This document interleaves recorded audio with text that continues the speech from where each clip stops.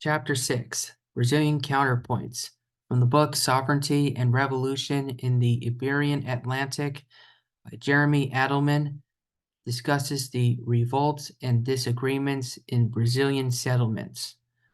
According to the chapter, even though the city of Rio de Janeiro had become a thriving colony in the Atlantic in 1807, with its population increasing and a market for agriculture and mining, it was a hive for the slave trade. For example, the chapter states that approximately 10,000 African slaves were unloaded per year on the city's pier and were sold at auctions to the rural areas since the 1790s.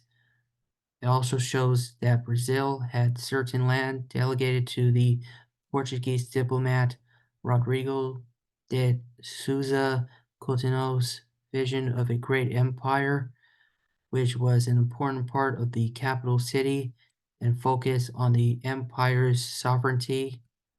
However, all of that changed when the city of Rio's role in the empire switched from an outpost to a major city.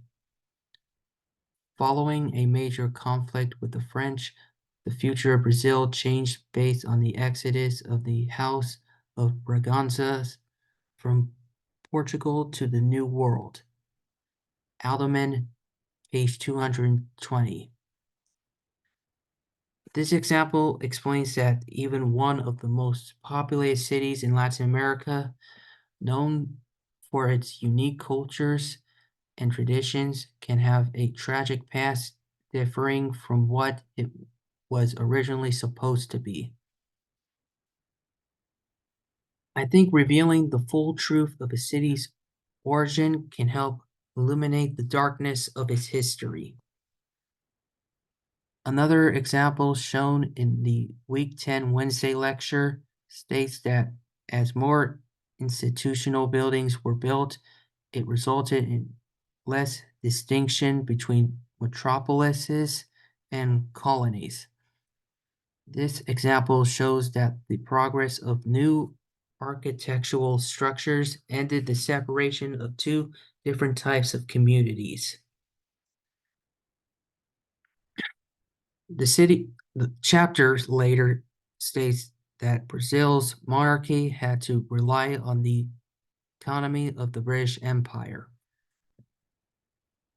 Since Brazil was the main point of the Portuguese Empire, the relationship between Brazil and the empires of Portugal and Britain had to be maintained to permit an open exchange between Brazil and Britain, but the history of the agreement was left untold. For example, the chapter explains that in the start, the British had the advantage in all treaties that were made. In late 1807, Foreign Secretary told Coutinho that his government would be able to protect the Braganza throne and escort them to Rio, but it came with the cost of them stepping down from leadership and closing up their slave trade. However, it was pointed out that in April 1807, the British Parliament approved the bill to outlaw the slave trade, and they urged the Portuguese Empire to do the same. Despite both empires getting a clear view of these stakes, Coutinho thought that any treaty signed would be prejudiced against the slave industry, which would later outlaw slavery and hurt the Brazilian interest in goods. Alderman, page 231 and 232. This example shows Brazil's new dependency on the British Empire didn't go as planned.